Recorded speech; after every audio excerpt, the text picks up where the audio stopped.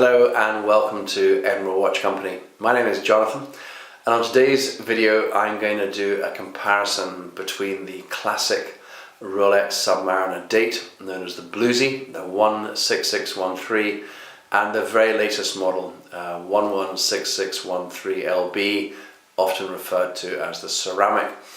Now, we've been doing video reviews now for the last few years, probably almost 300 video reviews up on YouTube, and you can see them on our website, which we find very, very helpful for customers perhaps thinking of buying a watch, just to get a sort of closer insight. And what we're wanting to now do is, a lot of our customers saying, can you start doing reviews just like comparing the watches? And I thought this would be a great opportunity to share with you two fabulous looking sports watches, where we can talk a little bit about the history of the older, what we call the classic one, and the new one. I often think of Rolexes and compare them to the Porsche 911. Well, why? Because I think when people think of a Porsche, they think of a 911. It's got that iconic shape to it. Yet Porsche, through the years, have continued to evolve the car. It has that look, but it's, you know, the engine, the performance, the braking, the handling, the aesthetics, the space, all gets better and better to a point. And having said that, the classic enthusiasts will say, well, actually no, we like the old ones. Well, the great thing is you can have both, because whether you choose to go and buy a classic Porsche, or whether you want to buy a modern one, whether you want to buy a classic Rolex or modern, they're kind of out there for you to choose from. So first of all, let's talk about this one here. So here on the left, this is actually a pre-owned watch. Forgive me, it's not been polished, it's one that just came in recently. But this is the 16613. Now, this watch has been out since probably the 1980s. So it is that classic Submariner sports watch, a watch designed as a diver's watch that will take you down to 1,000 foot. Of course, manufactured in stainless steel. This particular one also benefits from precious metals, where the bezel, the crown, and running through the case and the deployment clasp is actually an 18-karat yellow gold.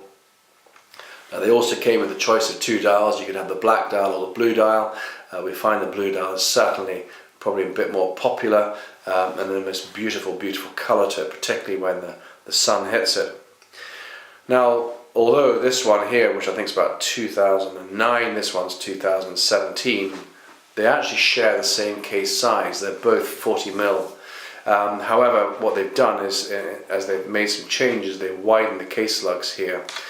But first of all, let's talk about this one here. So 40mm case size, an automatic chronometer movement. The accuracy of this watch performs to within about -4 to +6 seconds per day. So again, perfectly acceptable standard.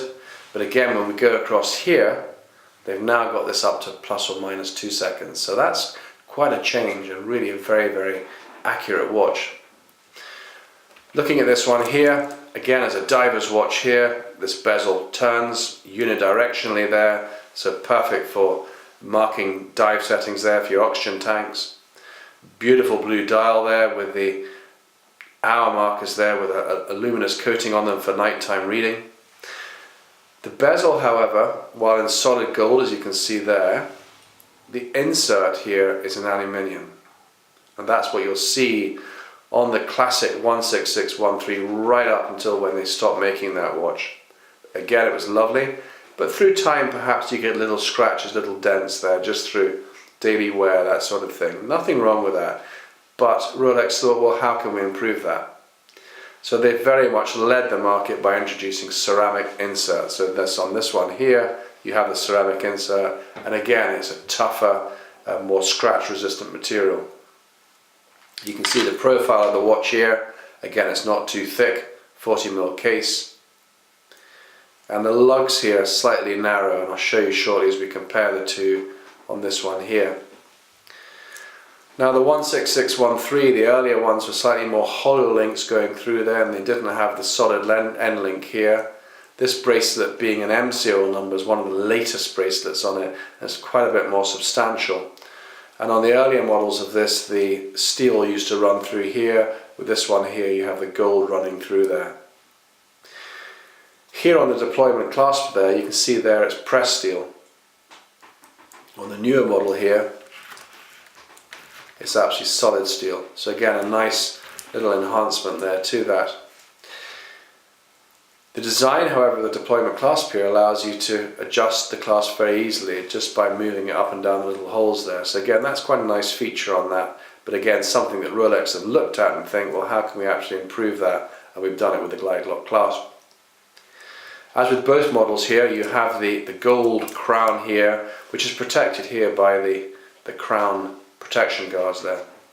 I'll show you this watch on the wrist as well. Again, really, really nice size. Again, traditionally a gent's watch there, but often worn by ladies too. Again, you'll see it's not too thick there. Just a really super looking watch. So the prices of these watches are very, very strong, particularly the very, very late ones like these. This one actually has what we call the Rehort dial as well, so that has that little silver inner ring within the watch there, displaying the Rolex branding on the inside, plus of course the serial number as well. So again, these are really, really good watches there, and these have shot up in price through the years. But again, a really, really good one if you wanted one of the classic ones. So moving here onto the current model, and this particular one is actually, we have on our website for sale. This is a November 2017 watch in, it's absolutely in mint condition here, and it has all the very, very latest features. So this 16613 stopped in around about 2009. There might be the odd 2010, 2011 watch that was perhaps part of a collection or whatever, but they were mainly stopped around there. And the new model came out here in 2010. So that's again what we call the ceramic. So as I say here, the bezel insert here is ceramic. The bracelet here a little bit heavier, and you'll see here that the clasp has changed too. The design has changed there, and you have here the solid deployment versus the pressed steel. However, the key feature of this here is what we call the glide lock clasp. So literally what we would do is you'd have it sized for your wrist. We'd take the links out if required, and we'd get it just about perfect for you. But then if you're perhaps in a slightly warmer climate, you can then pull that here, and then this just slides. And that's what we call the glide lock clasp. Very, very easy to do, and it just clips into position there. And again, I'll show you that on my wrist. There. So very, very comfortable to wear. And again, just a bit of a comparison there.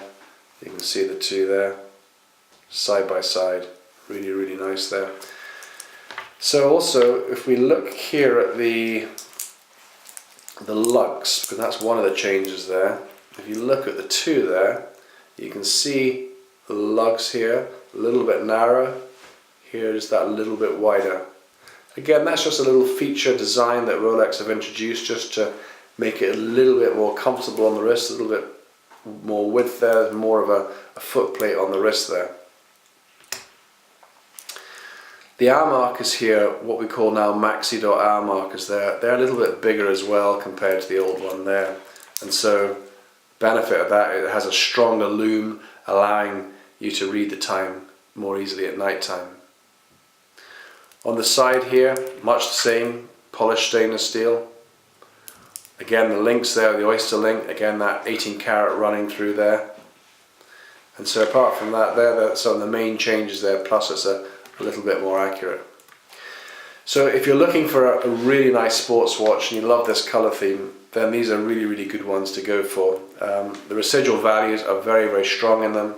We sell a good number of these every year, and we'll really buy as many as we can. So whether you like the classic or the new one, these prices range from probably around about 5,000 upwards for an older one, up to one of these ones that they could be 7,000 plus for one of the newer ones.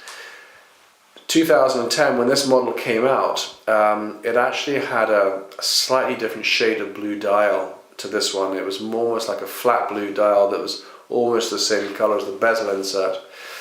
While I think it was a much admired watch, I think customers preferred the blue of the old dial, and Rolex actually changed this dial in 2014 to the Sunburst dial, which is the one this actually has here, and it's a more popular colour. So these ones here, I think you can probably pick up one of these now from maybe £7,500 upwards. Sunburst style, probably 8,000, 9,000 plus. This one here we have at just under list, it's about 9,395, so this one's almost nearly new. So there we are, that just gives you a little bit of a comparison between two of the iconic sports submariners. Again, lots more information on our website regarding specification, and of course if you want any further advice to chat about the watches, then why not just give me a call directly.